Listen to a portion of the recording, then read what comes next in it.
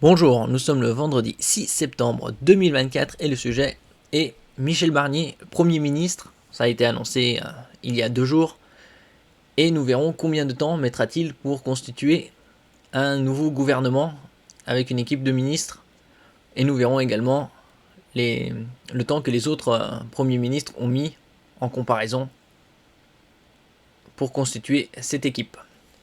N'oubliez pas de vous abonner pour plus de news nationales, européennes et internationales sur ce monde merveilleux dans lequel nous vivons.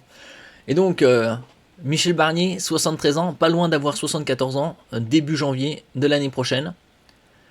Et là, on verra combien de temps il mettra pour constituer son équipe gouvernementale. Combien de... Une semaine, 2 semaines?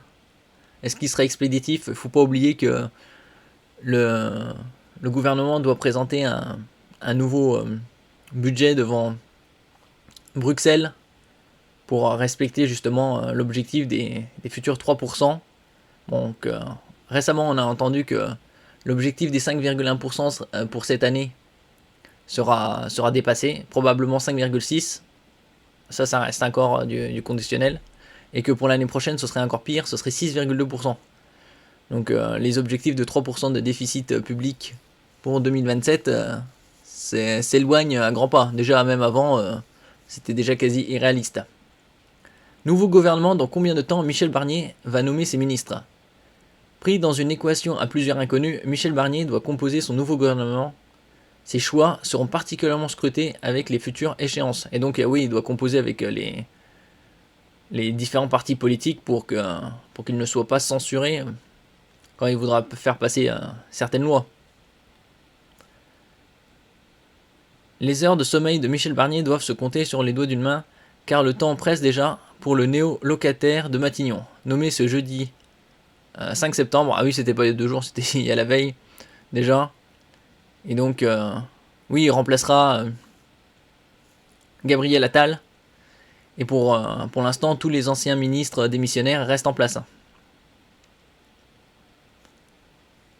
Le Premier ministre a été chargé par Emmanuel Macron de constituer un gouvernement de rassemblement au service du pays. Et ces choix, qui décideront de l'avenir de Michel Barnier, seront nécessairement scrutés, reste à savoir quand il les fera. Donc probablement, certains ont mis une semaine, d'autres 2, d'autres même moins, en 4 jours. Par exemple, Elisabeth Borne avait en 4 jours constitué déjà une équipe.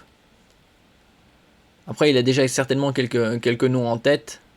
Donc, que dit la Constitution? Dans un premier temps, il faudra regarder du côté du texte fondateur de la Ve République. Sur la proposition du Premier ministre, le Président de la République nomme les autres membres du gouvernement et met fin à leurs fonctions. Article 8 de la Constitution.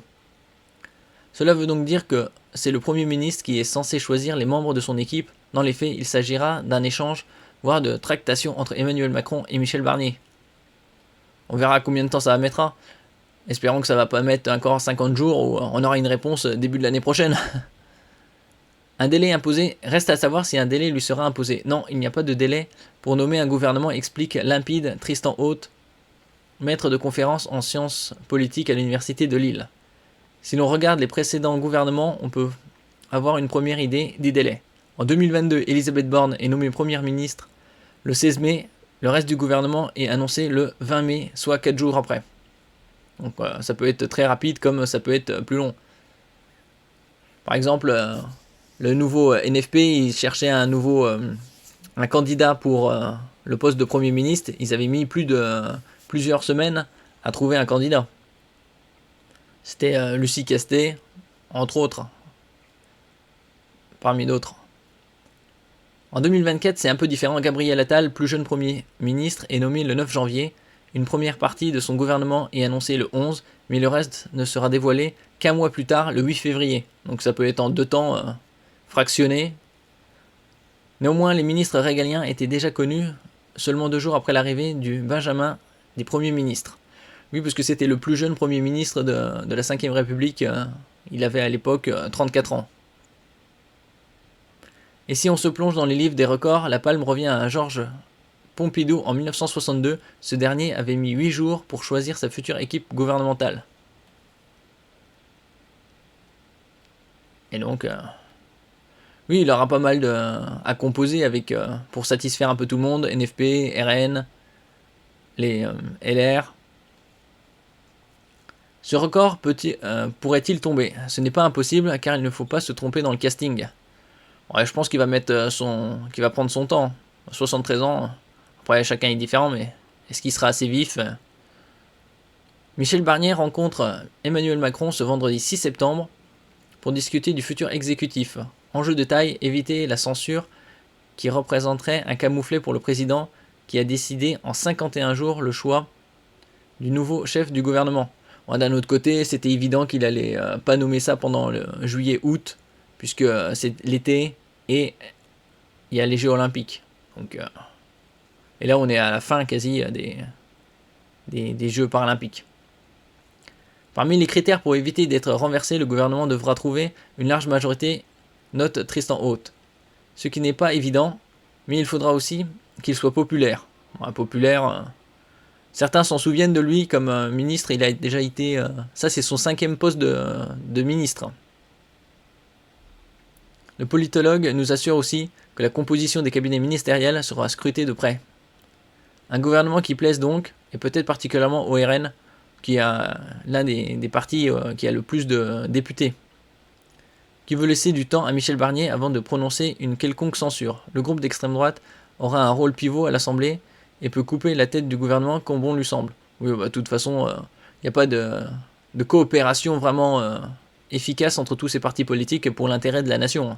C'est plus chacun pour soi.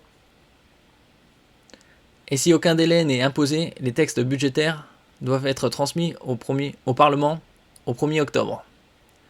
Il apparaît improbable qu'il n'y ait pas de ministre des Finances d'ici là.